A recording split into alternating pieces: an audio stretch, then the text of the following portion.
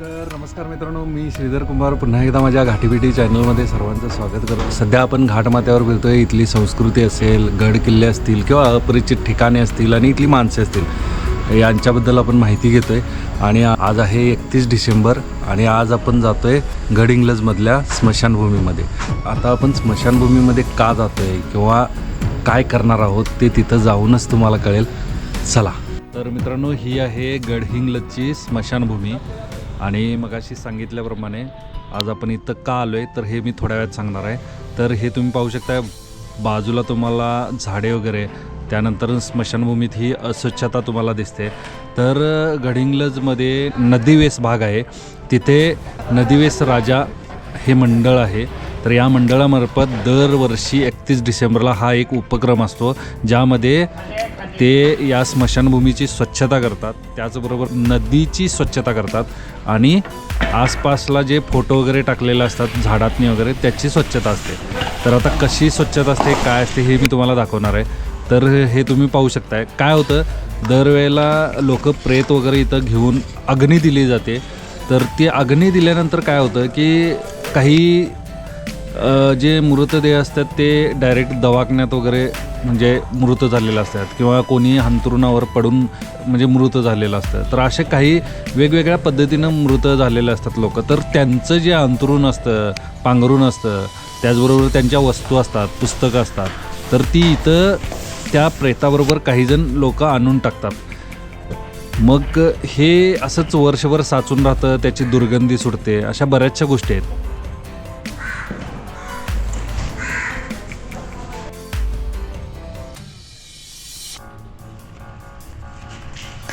आता स्मशानभूमी स्वच्छ करून झालेली आहे. तर तुम्ही पाहू शकताय आता साईडला झाडं वगैरे लागलेली आहेत आणि आता ही झाडांची स्वच्छता चाललेली आहे. आजूबाजूनं झाडी वाढते आणि ती सगळी इकडं जे आजूबाजूचे गेट वगैरे आहेत त्याच्यावर येते. त्यामुळे काय होतं, तिथं वारं वगैरे जात नाही किंवा जी पहिली जी टाकलेली कपडे वगैरे असतील किंवा काय असेल ते तिथंच साचून राहतात, त्याच्यावर याची पानं पडतात, आणखीन इथं दुर्गंधी सुटते. अशा पद्धतीचं सगळं इथं वातावरण असतं आणि इथं दुर्गंधी सुटली की हीच दुर्गंधी इकडं आपल्या भागामध्ये म्हणजे नदीवेसचा जो भाग आहे त्या भागात यायला लागते. आणि तुम्ही पाहू शकता की कशा पद्धतीने इथं कचरा असतो. हे तुम्ही पाहू शकता, इथं पोती पण कसली तरी आणून टाकलेली आहेत, कशाची आहेत नेमकी माहीत नाही, पण त्याची देखील हे आता म्हणजे टाकायची व्यवस्था चाललेली आहे. आणि खूप म्हणजे वर्षभर इथं हे साठून राहतं.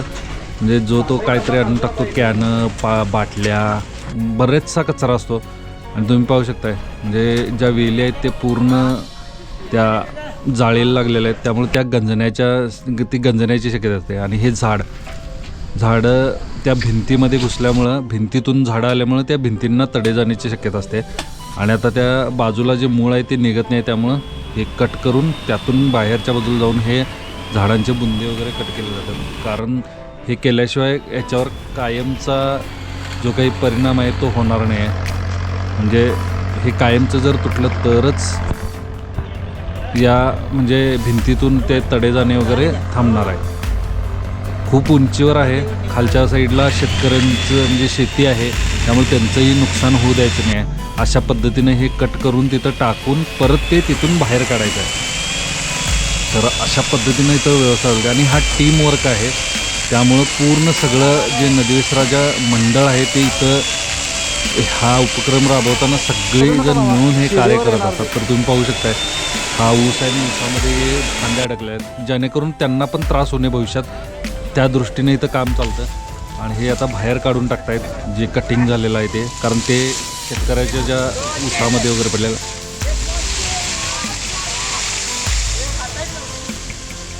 आणि आता तुम्ही हे पाहू शकता, ह्या बाजूची भिंत पूर्ण सगळी झाडांनी आणि वेलींनी झापलेली आहे. तर ते काढण्याचं काम चालू आहे. तर हे साधारण 50 ते 60 फूट उंचीवर आहे स्मशानभूमी. खालच्या साईडला पाणी आहे आणि पाणी म्हणजे नदीचं पाणी नाही, तर पूर्ण अखंड गावाचं जे सांडपाणी असतं ते इथं एकत्र होतं आणि त्याच्यावर हे गवत वगैरे उगवलेलं आहे. आणि त्यातूनच परत म्हणजे हे सगळं झुडपं वगैरे वर येतात आणि भिंतींना वगैरे तडे जातात. तर हे तुम्ही पाहू शकताय.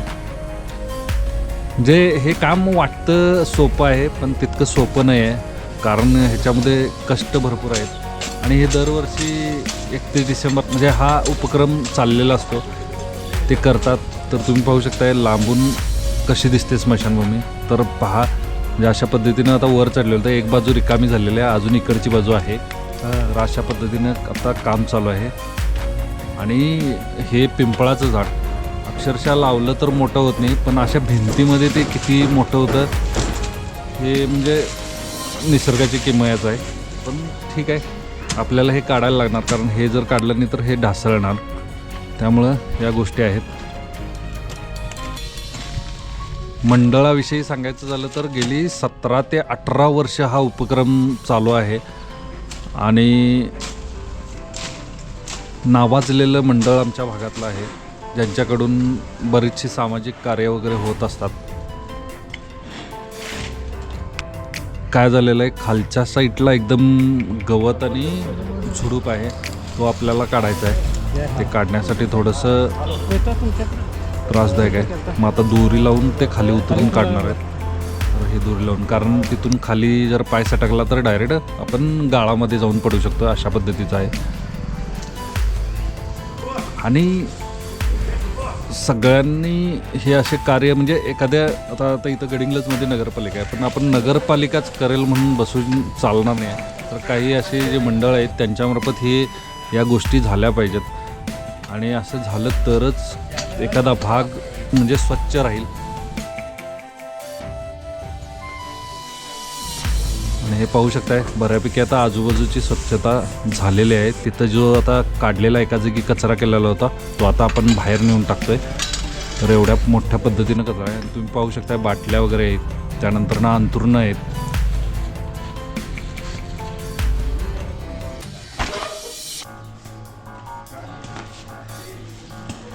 आणखी बऱ्याचशा गोष्टी अशा आहेत ज्या मी इथं सांगू शकत नाही, कारण काय होतं ह्या भागात तर नाश्ता आलेला आहे. आपण आधी नाश्ता करून घेऊयात, आणि तोही स्मशानभूमीत. काय होतं, हे कष्ट आहे, कष्ट करताना भूक लागते. त्यामुळं मंडळामार्फत ह्या गोष्टी केल्या जातात. चहा नाश्ता वगैरे असतं.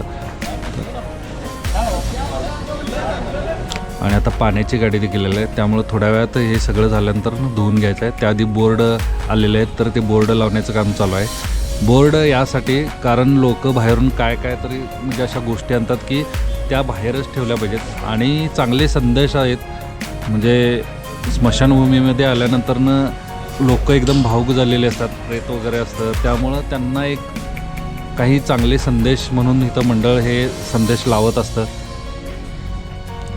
तर मगाशी मी सांगत होतो की म्हणजे अशा गोष्टी आहेत ज्या सांगू शकत नाही म्हणत होतो. त्या म्हणजे काय होतं की कधीकधी अर्धवट मृतदेह जळतात, ते पण हे मंडळ कधीकधी म्हणजे अशा गोष्टी झाल्या तर ते इथं येऊन त्या व्यवस्थित करत असतात. म्हणजे कसं असतं, अर्धवट पार्ट जळाले की ते त्या म्हणजे बेडमधून पडतं, आणि ते पडलेलं पार्ट वगैरे कधीकधी ते दहन केलं जातं. ह्या गोष्टी आहेत भरपूर, पण सांगण्यासारख्या नाहीत. ठीक आहे, आता पाणी आलेलं आहे आणि हे स्मशानभूमी धुवून घेतोय.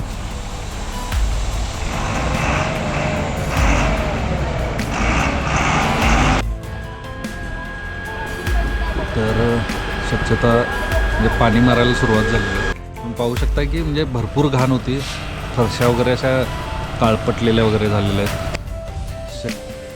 साहजिकच प्रेत वगैरे जळतात, त्यामुळं राख वगैरे असते कायम, त्यामुळे हे असं होणारच.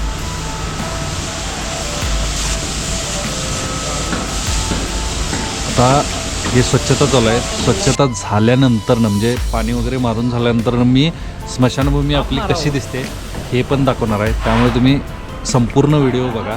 आणि त्यानंतर आपण नदीवर जाणार आहे. नदीवर कशा पद्धतीने घाण असते ते तुम्हाला मी दाखवतो. तर आता आपलं स्वच्छता झालेली आहे आणि आपण आपली स्मशानभूमी पाहूयात की आता कशी दिसते पूर्ण स्वच्छता झाल्यानंतर. संपूर्ण ज्या मगाच्या फरशा होत्या त्यांचा कलर बदलला आहे, स्वच्छता झालेली आहे, पूर्ण फरशा पांढऱ्या झालेल्या आहेत. आणि बाजूला ज्या जाळीवरून जे गवत वगैरे आलेलं होतं ते सगळं आता काढलेलं आहे. पूर्ण सगळं गेलेलं आहे. आणि आता हे बोर्ड असे लागलेले आहेत मस्तपैकी, ज्याच्यातून लोकांना चांगले संदेश जातील. त्याचबरोबर हे तुम्ही पाहू शकता आधीचं चित्र आणि नंतरचं म्हणजे आत्ताचं काम केल्यानंतरचं ही स्वच्छता इथली झालेली आहे. म्हणजे किती घाण होती आणि ती नंतरनं स्वच्छ झाल्यानंतरनं कशा पद्धतीने दिसते हे तुम्ही तिथं पाहू शकता.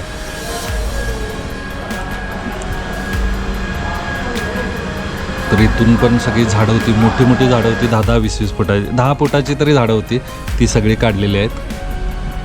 आणि काटेरी झाडं पण होती, ती पण इथली निघलेली आहे.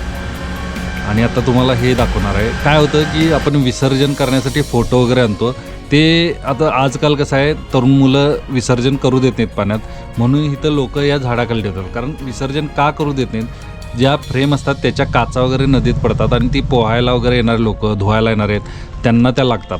भागातील सगळ्या मुलांनी हे ठरवलं की इथं हे विसर्जन करू द्यायचं नाही. तरी पण काही लोक करतात आणि त्रास होतोच. आता इथं स्वच्छता तुम्हाला सांगतो, प्लॅस्टिक आणि बॉटल दारूच्या ह्या भरपूर प्रमाणात आहेत इथं. आणि काय होतं की आपण प्लॅस्टिक टाकतो, ते इथं साचतं, त्याच्यावर गाळ येऊन बसतो, परत साचतं, परत गाळ येऊन बसतो, असं होऊन तिथं थर लागलेले आहेत. तर तुम्ही पाहू शकता आता एक वरण्यात चालू आहे. प्लॅस्टिकचं प्रमाण भरपूर आहे आणि दारूच्या बॉटल्सचं.